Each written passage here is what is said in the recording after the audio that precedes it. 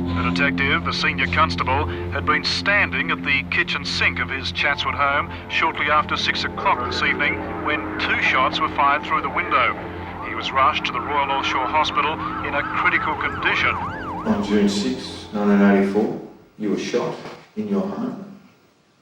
Yes. Can you tell me who that was? Chris Flannery was the person who shot me at my house that evening.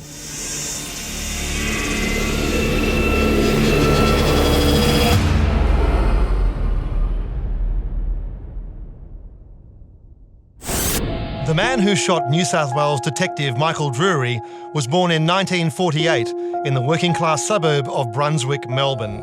By age 14, he was regularly in trouble with the law. He was sent to Morning Star, a juvenile detention centre run by Franciscan monks who used corporal punishment to keep their charges in line. Aged 19, Flannery was sent to Pentridge Prison for a string of violent offences, including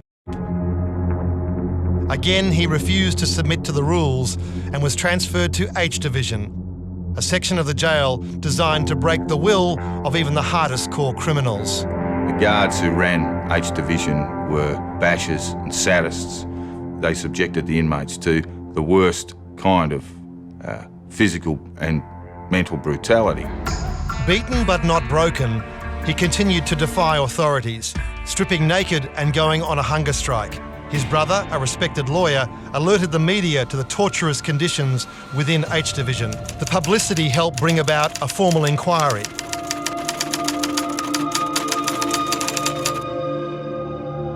After publication, little changed, but the most sadistic prison officers were retired.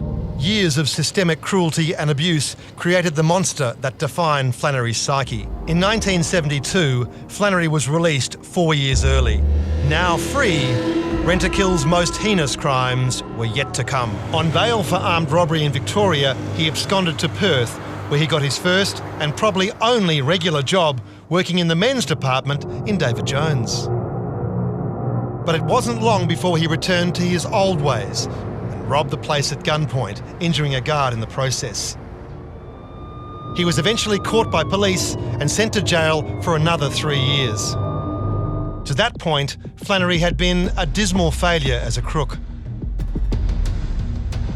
He pulled aside his old mate Alan Williams, and he told Williams, he said, look, I'm no good at this. I'm no good at crime. I think what I'm going to do is kill people for a living. And that's pretty much how Rent-a-Kill Incorporated started. It was a murder-for-hire business designed by Flannery because he was no good at anything else. His sales pitch was simple. For $50,000, he'd kill anyone. On February 1st, 1980, solicitor Roger Wilson disappeared. He dabbled in some business deals with the wrong sort of investors. When they didn't get their money, they put a contract out on him. And who better for the job than Rent-a-Kill? Brian Murphy got word that Wilson was a marked man and rang the homicide squad. I rang the homicide and they said, well, have you got a body? I said, no. I said, you've got to be joking. He said, no, I'm not actually. He says, but when you get a body, you ring us. So we told one another, and on our way we went. Mr Wilson was last seen here at the factory premises at the corner of Currajong Street and Robbs Road in Footscray on Friday night. He was working late with other company executives evaluating a new product. He is said to have been very enthused by the product and was in high spirits. Flannery and an accomplice grabbed Roger Wilson as he left his business, pretended they were police officers. They handcuffed him, they put him in the back of the car, they drove him away to a remote location. While he was handcuffed, he sought to escape.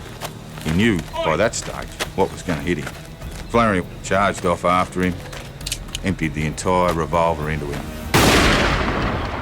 killed him and buried him. The media got wind that Flannery was the hitman and confronted him. You are obviously very much aware of rumours which linked you with certain incidents in Melbourne several months ago. Yes.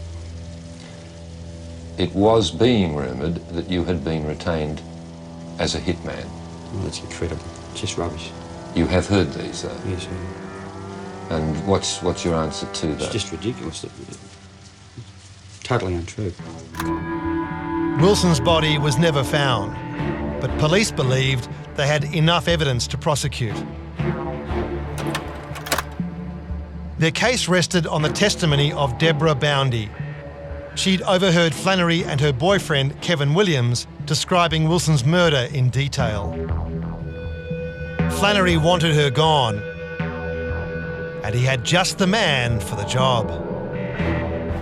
He liked to sit Sheila's down with a bag of pure.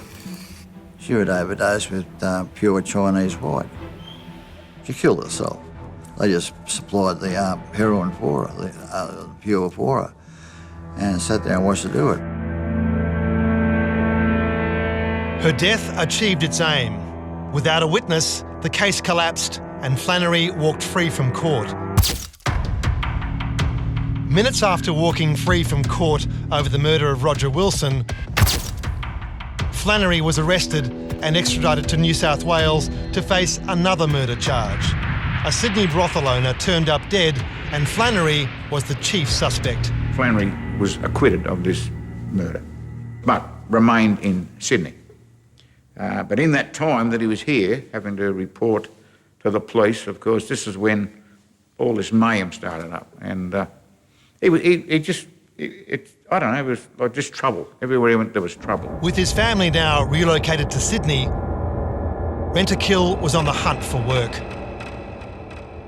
He accepted a contract to hit a drug dealer named Terence Basham and his partner, Susan Smith. 39-year-old Terence Basham and his 30-year-old de facto wife, Susan, were in the lounge room of their home at Stoker's Siding on Friday night when someone came through their back door. The intruder shot both at point-blank range through the head and body. Their 2-year-old daughter, Sarah, was left unharmed.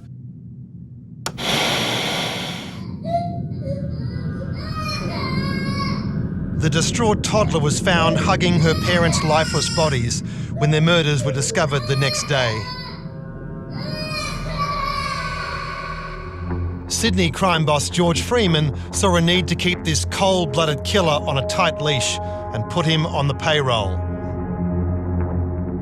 But even Freeman couldn't keep Rent-a-Kill under control. When Flannery attempted to murder a policeman, the shooting sent a shockwave through the underworld.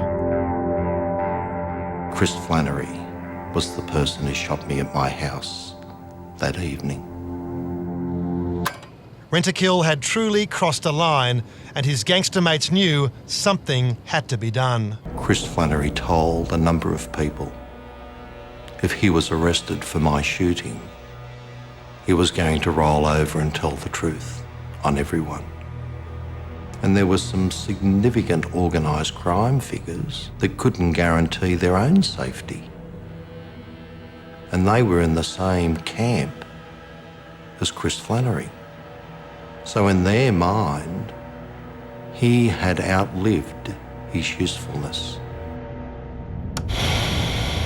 Christopher Flannery's Sydney house was peppered with bullets. They smashed through windows, splintered aluminium cladding and shattered brickwork. But of the 30 shots fired, only 2 found their target. Bullets narrowly missed his wife and daughter, but Flannery suffered wounds to his hand and his ear. The hitman was now the target and turned to drugs to stay on high alert. Flannery had been taking cocaine at speed most of his life, most of his adult life, but in the last 3 months of his life, he was taking cocaine virtually 10, 20 times a day. It was known that he was not sleeping, he hadn't slept, possibly for 2 or 3 weeks before the day of his disappearance, and obviously would be suffering sleep deprivation, forms of psychosis, that sort of thing. It's never been proved, but it's widely believed that George Freeman ordered the hit. Flannery was still employed as his minder stroke standover man. Flannery and George Freeman used to regularly take a sauna together. And on one of these occasions when they were having a sauna together, Freeman casually mentioned to Flannery that he had access to a high-powered machine pistol. And in fact said to Flannery, "Are you interested?" And of course he registered a positive response, and that was it. Ultimately, Flannery went to Freeman's home, and what we've been told is during the course of the conversation there were two other people at the house, and Freeman went and retrieved the machine pistol. So Flannery fully expected a gun to be presented to him in his presence, but what he did not expect was to be shot with the same firearm.